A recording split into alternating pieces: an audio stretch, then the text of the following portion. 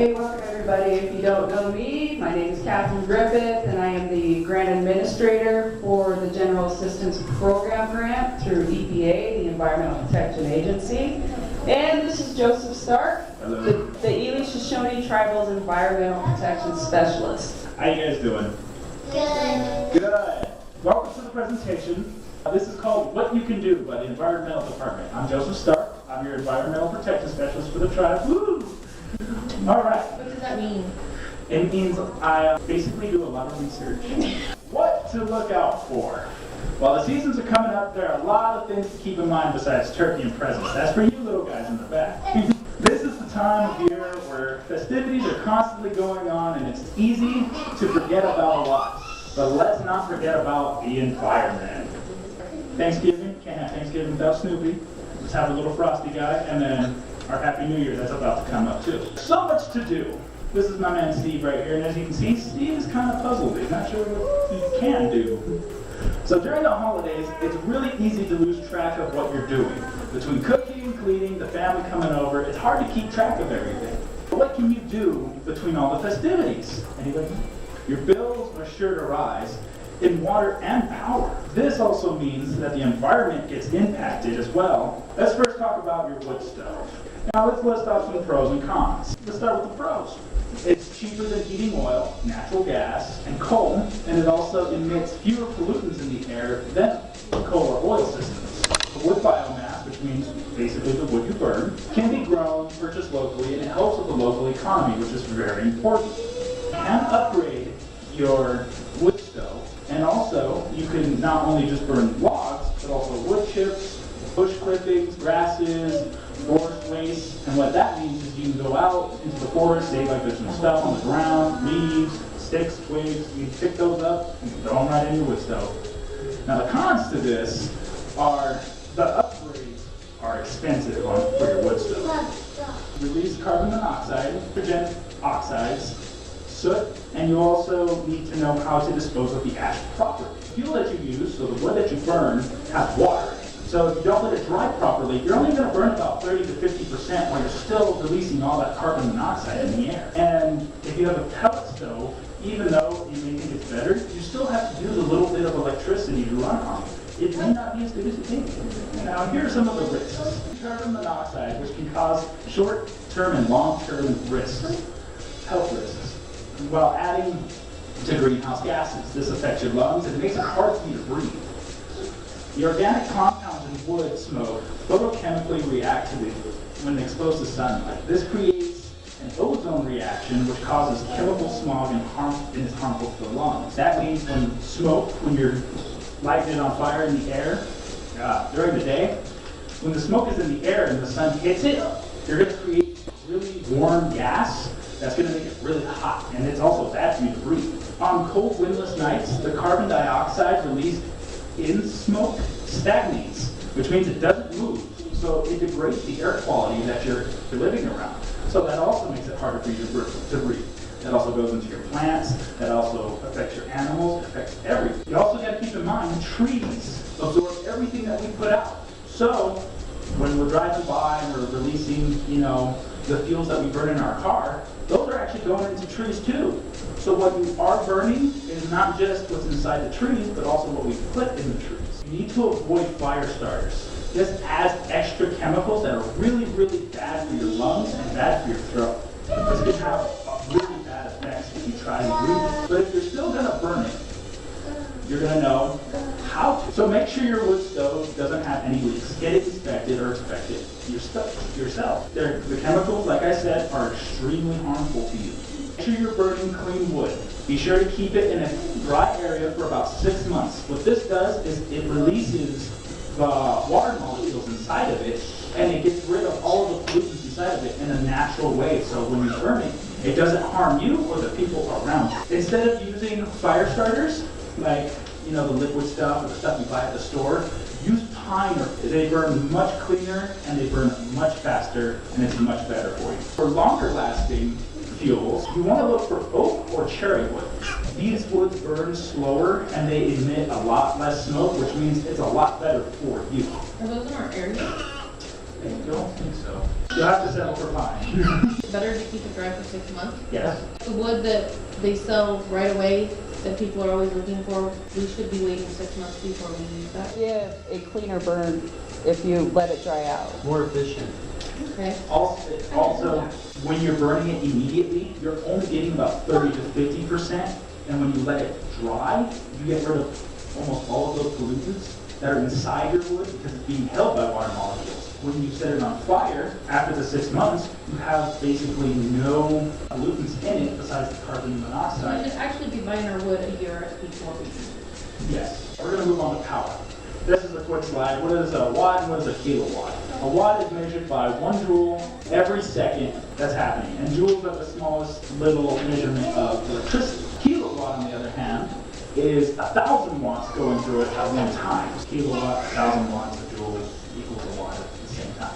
A pre-lit tree with incandescent light bulbs, which is about 650, at an average produces 0.5 watts per bulb, which is a total of 292 watts. If you leave this on for 12 hours every day in the month of December, that's 372 hours, which equals about $14 just in the month of December. I also did your outdoor lights. If you leave them on for the same amount of time, you're going to go through about $12.48. That's just in December. People like to do it in November as well. So, the moving reindeer that you see out in someone's yard, that costs about $5.32 to run at the same time.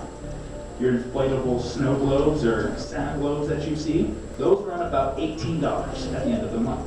Doesn't sound like a lot, but at the end of the month, you're spending about $50. And that was in the year of 2014. Did you know that the average residential electric rate in Ely, Nevada is 0.0699 cents a kilowatt? Now the average in Nevada is 0.1183 cents a kilowatt. So we're a little bit under the average. People in other areas are actually spending more than we are, but that does not give us an excuse to just waste power. The average residential consumption of electricity is 935 kilowatts a month. This comes out to about $111 a month in the state of Nevada in the year of 2016. You're going to bump about $50 for that, so that's about $161 just in power in the month of December. Tips on how to save money and energy on your bill. What you want to do is not only turn them off, but you also want to unplug all of your electronics. Because even if you turn them off, there's still a small amount of electricity being used at that time. During the fall and winter seasons, what you want to do is you want to open your window coverings when the sun is rising. When that happens, you're actually getting radiation from the sun, heat coming through your window. And when your sun starts to set, you want to cover it back up. That way you can keep the cold out. If you can, in the cooler seasons, set your thermostat to 68 degrees when you're in the house and 55 when you leave. What that means is while you're gone, say you're gone for 2 hours, your house has to work harder just to keep it warm. But you're not even there to enjoy that. Why should you do that? Because what happens is when you set it at 55, it's going to stay at a pretty moderate temperature, and when you turn it back on, you won't be burning as much energy as when you left it on. Vacuum your refrigerator coil underneath and behind your fridge. Also, be sure not to obstruct the coils either. Your fridge has to breathe for it to work. The harder it is for it to breathe, the more energy it takes to function. So that's good to keep in mind. Also, in regards to your fridge, make sure you cool off your food before you put it inside your fridge. Your fridge is trying to maintain a temperature. If you put some hot food in the fridge, your fridge is going to kick it into overdrive to make sure that it stays at that temperature. If you have a dishwasher, try to keep your filter clean on it. If it's easier for it to filter through, then it'll work a lot better. Run it on your power saver option. If you do this, when it is done working, it'll just click off. And then your dishes can air dry instead of spending that extra energy for it to actually dry inside your dishwasher. Safety facts from the EPA, which means the Environmental Protection Agency. The legal limit that the EPA said is 90 contaminants in our drinking water. That's how many we look out for, because over 90 is how much we know. So we look out for over these 90 contaminants. I didn't list them all because we are not victim to all. It mainly targets arsenic, lead, radionuclides, and other contaminants depending on the area. Every 5 years, the Environmental Protection Agency updates drinking water contaminants throughout the country to either change standards or to focus on what contaminants are common to find.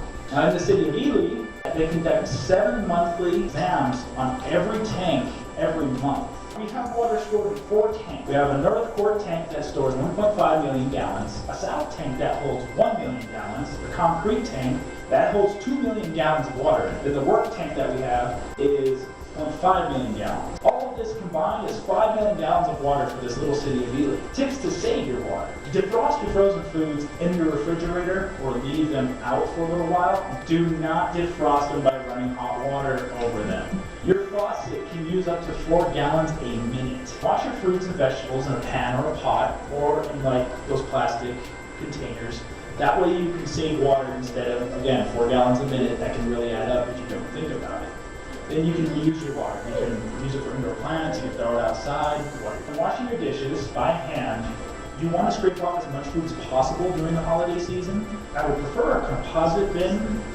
It's just easier on your water. Fill one side of your sink up with hot water and soap, and then rinse off your dishes after you filled up the other side of the sink. Instead of just running your water, store drinking water in your fridge. Do not leave water running while you're brushing your teeth, washing your face, or shaving. And try to shower as quickly as possible. The average American uses about 17.2 gallons of water in a shower that only lasts 8.2 minutes. This leads up to 2.1 gallons a minute. Now, remember that 5 million gallons of water we have? This is called makes you think. If you leave the faucet on for 15 minutes during a shave, you burn through 60 gallons of water. If you try to thaw your food for an hour using running water, you're going to burn through 240 gallons of water. Say you take a 20-minute shower, you've just burned through 42 gallons of water. That's not including your washer or your dishwasher. All of this equals to 342 gallons of water. That's quite a bit for just one use. House of 4 with 2 males and 2 females. If you're just using your faucet for 4 people, 60 gallons per person times 4 is 240 gallons of water for thawing food. So I just left that at 240 gallons of water. When you try to take a shower, and you all do 20 minutes, because let's just say we're all tired today, that's 168 gallons of water. So just in these 3 uses, once in a day is 648 gallons in one home. One time, 4 people, 1 day. This is not if you want to shower again. This is not if you want to shave again. This is not if you need to defrost something again. This is not your dishwasher. This is not your washer. It's just these 3 things. And that's 648 gallons. Thank you for coming. What about toilets? Toilets, if you don't have the EPA green label, they're probably about 60 gallons per flush. So if you don't have the safe flow or the low flow, you can put a brick into your tank. You're making that water level go down when you flush. We have questions. Does anyone have questions? Not me. If you time yourself, or if you're racing somebody in your family who could take the quickest shower, it does help. Do it according to a song. Find a 5-minute song or a 3-minute song that you could do that to. Dentists like to use that for brushing your teeth. Do the same thing to take your shower. We want to thank everybody for enjoying this presentation, and we have a couple of activities for you.